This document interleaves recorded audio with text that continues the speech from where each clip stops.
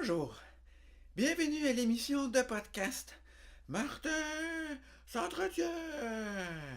Aujourd'hui, nous recevons un des membres du groupe humoristico-absurde Les Appendices. J'ai nommé nul autre que Monsieur Jean-François Provençal. Mais avant de commencer l'émission, j'aimerais vous inviter au spectacle de mon ami humoriste et mentor, Sébastien Haché, qui fera son spectacle le moins connu des humoristes à succès, sans doute quand même un petit peu plus connu que moi, qu'il jouera au Terminal le 15 avril prochain. Les billets sont en vente à son site internet www.sébastienhaché.com. Et voilà, de retour à l'émission Martin s'entretient.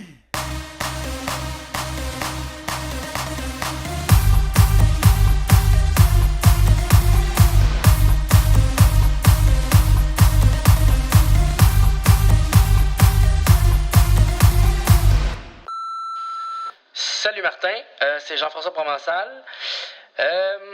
Écoute, je suis bien mal à l'aise en ce moment. Je pourrais pas venir à ton podcast parce que il est arrivé quelque chose. Et puis, mais tu sais, je tiens à spécifier, c'est vraiment pas ton podcast. C'est pas parce que je veux pas venir à ton podcast. Parce que, tu sais, les podcasts, j'accepte tout le temps. J'accepte tout le temps les demandes de podcasts. Je veux dire, j'ai fait des podcasts, là, c'est pas accessible en métro. Il fallait que je prenne un bus pendant 1 heure. Se retrouve dans le bois, dans un appartement vraiment sale avec 4 gars qui sentent le swing. Je les ai faites souvent. Je les ai toutes faites. OK, je les ai toutes faites. C'est vraiment pas ton podcast en particulier. C'est vraiment pas ça. Donc, c'est ça. Fait que je suis indisponible. Puis, regarde, réécris-moi. On set une date. Puis, je vais. C'est ça. OK.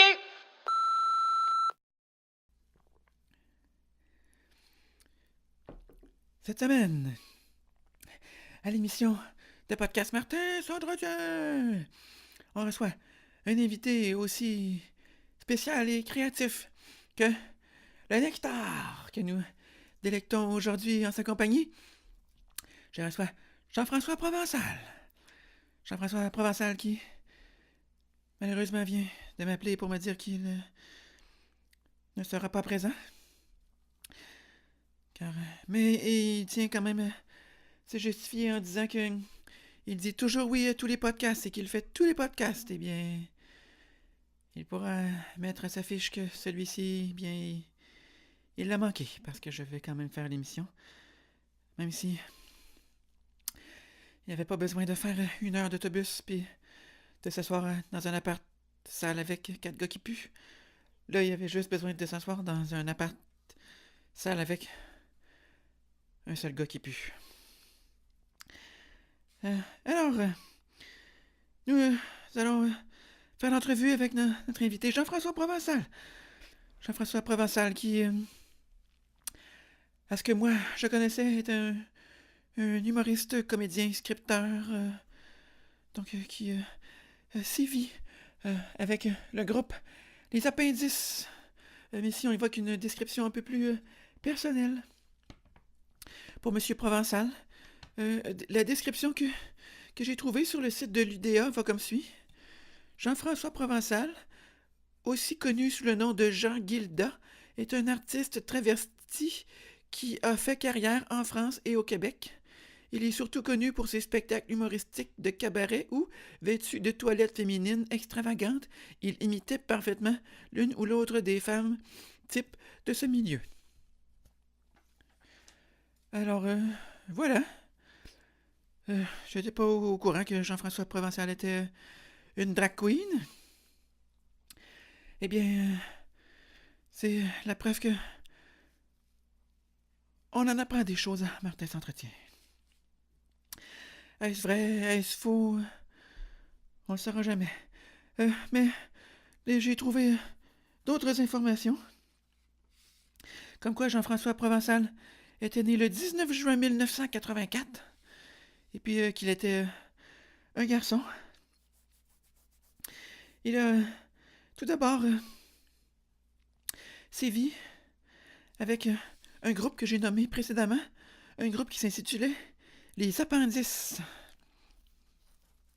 C'est à la base un groupe d'amis qui se sont rencontrés là, au secondaire et qui ont été unis par leur amour là, de toutes sortes de choses comme le théâtre, l'improvisation, l'animation, les courts-métrages et les spectacles humoristiques. Aussi bien dire qu'ils se sont retrouvés ensemble parce que il n'y avait pas d'autres amis.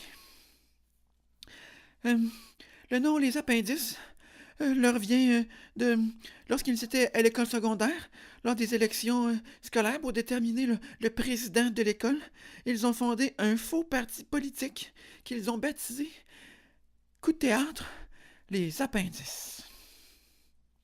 Ils se sont appelés les Appendices parce que, ils voulaient avoir la partie du corps, une partie du corps qui, un organe qui, dit-on, ne sert à rien. Eh bien, ils auraient pu s'appeler aussi les pénis de Martin le Duc.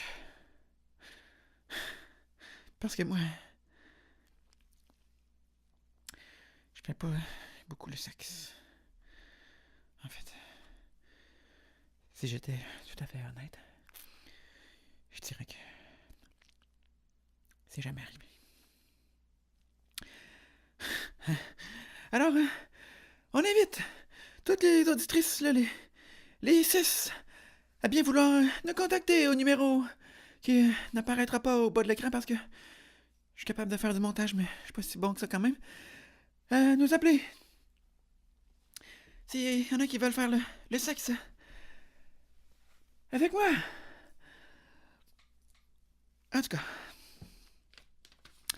Par la suite, le groupe Les Appendices se sont retrouvés là, à écrire des textes pour l'émission, le sketch show présenté à TVA. Puis par la suite, on les a vus à Télé-Québec avec leur propre émission intitulée Les Appendices, qui a sévi pendant 9 saisons là, à Télé-Québec. Donc, l'émission, on les voyait vers tous les personnages, tous les gens des Appendices, puis ils avaient également intégré les comédiennes Sonia Cordeau et Anne-Élisabeth Bossé. Ma question est la suivante.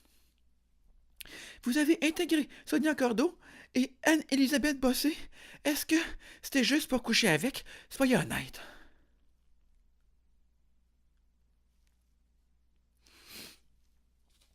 En tout cas, lors de votre émission Les Appendices, vous avez obtenu plus d'une vingtaine de nominations au Gala et prix Gémeaux, 2 nominations aux Olivier et des nominations également au Banff World Television Festival ainsi qu'au prix Numix. À travers tout ça, vous avez seulement remporté 3 prix Gémeaux et 1 prix Numix. Alors, on peut dire que vous avez perdu plus souvent qu'à votre tour. Par statistique, on peut vous décrire comme des perdants. D'un point de vue plus personnel maintenant, vous décrivez, vous avez déjà dit au Journal de Montréal que un des endroits préférés pour aller prendre un verre pour vous, c'était le Randolph Pub Ludique à Montréal. Parce que vous aimez ça, vous trouvez que c'est un bel endroit pour avoir un premier rendez-vous parce que lorsque vous jouez à des jeux, c'est facile de discuter et vous apprenez à connaître quelqu'un. Je dois admettre que je trouve que c'est vraiment une bonne façon de connaître les gens. C'est une bonne première date, comme on pourrait dire. En tout cas, c'est déjà mieux que aller voir un spectacle d'humour ou un spectacle de chansons. Hein? C'est pas très une bonne idée pour une première date, hein? D'aller à un endroit où t'as pas le droit de parler puis de dire un crise de mots de toute la soirée. À moins que t'ailles vraiment rien à dire puis que tu sois juste beau. C'est qui, on peut dire, est mon cas. Parce que je suis très beau.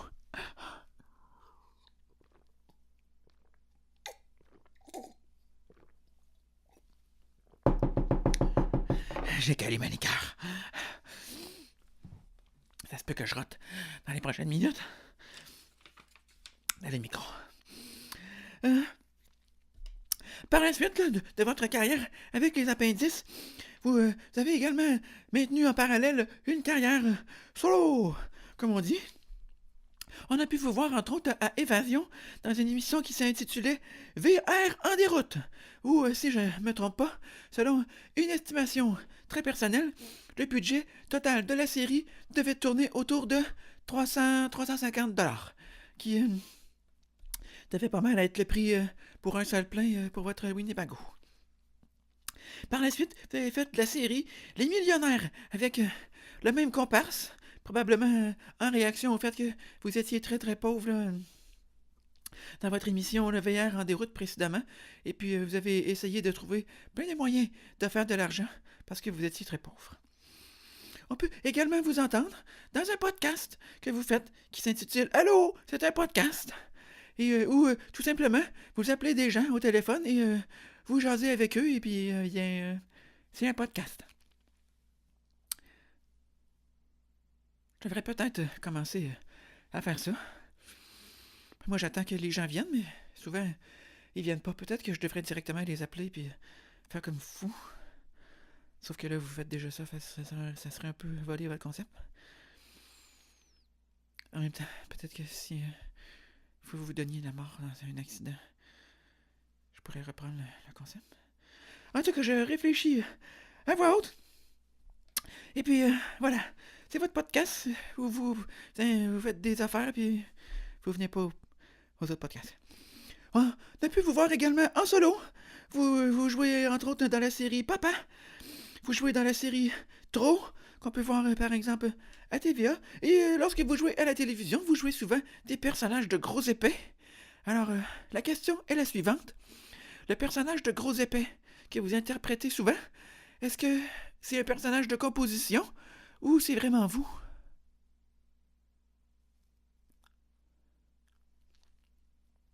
En tout cas, on peut également vous voir à Alt, à Vrac, là, où vous faites des chroniques là, comme les autres. Récemment, cet été, vous avez eu un très très gros succès sur les interwebs, où vous avez fait une chanson et un vidéoclip sur une chanson qui s'appelait J'ai plus faim que Alain, où vous avez obtenu plus que 10 millions de likes et de partages, et ça a été très très très très très populaire. Ça a même été... je l'avais dit, je l'ai raté parce que j'ai calé de la liqueur. Vous avez même passé dans des émissions de télévision en France. Vous avez été très, très, très, très populaire. Hein? Comme on dit, vous êtes une star en France, mais vous êtes relativement inconnu là, ici au Québec. Comme on dit, hein? Nul ne peut se prendre un cordonnier pour être mal chaussé prophète dans son pays. Ou quelque chose comme ça. Vous avez donc énormément de fans qui sont en France. Alors, je salue tous les fans français de Jean-François Provençal qui nous écoutent en ce moment. Et puis, si vous ne comprenez pas ce que je dis à cause de mon accent, eh bien, je vous invite à rajouter dans votre tête « du coup » à la fin de chaque phrase, ce qui devrait vous aider à comprendre ce que je dis.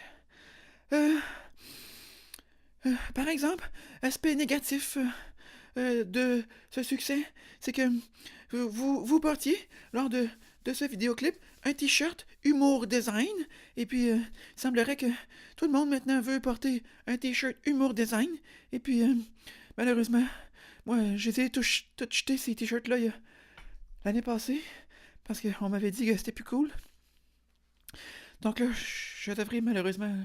m'en retrouver d'autres. Mon préféré, c'était « J'aime les femmes chaudes et la bière froide ». Oui, j'aimais ça. Ça me faisait beaucoup rire, moi, ce t-shirt-là. En tout cas, malheureusement, je vais aller au village des Valeurs et puis je le rachèterai. Je le rachèterai parce que je l'avais donné gratuit, puis je vais le racheter. En tout cas, c'est pas très gagnant au niveau, je pense, financièrement, mais le style, hein, c'est important. Comme vous voyez, le style avant tout avec Martin Leduc, qui serait sûrement le nom de ma prochaine émission web. Le style avant tout avec Martin Leduc. Malheureusement, suite à votre succès, il y a plusieurs personnes qui n'ont pas compris votre humour, qui vous ont envoyé plein d'insultes sur les interwebs. Par exemple, vous recevez des choses comme des messages comme gros con consanguin, tue-toi. C'est drôle parce que je pense que la personne qui a écrit ça écoute également Martin s'entretient. Parce que moi aussi, de mon côté, je reçois souvent des messages. Vous pouvez d'ailleurs les voir sur ma page Facebook. À la suite de chaque publication de Martin s'entretient, les gens laissent des messages, ils me disent arrête de faire ça, tu te fais du mal, c'est crissement pas drôle. C'est drôle parce que c'est pas supposé être drôle, c'est des entrevues de fond. En tout cas, les gens comprennent pas, mais c'est drôle parce que j'ai vraiment l'impression qu'on partage quelque chose, moi puis Monsieur Jean-François Provençal. Alors, le temps file. Eh bien, c'est tout le temps que nous avions, malheureusement, pour cet épisode de Martin s'entretient, où nous nous sommes entretenus virtuellement avec Jean-François Provençal, le membre des Appendices, qui est très très drôle et très niaiseux. Il est tellement niaiseux et absurde qu'il ne s'est pas présenté à l'entrevue. Alors on se dit, nous les gens qui nous regardent à la maison, on se dit à la semaine prochaine, lundi, midi, pour un autre épisode de Martin s'entretient. C'est trop, j'ai fait comme si c'était un monstre.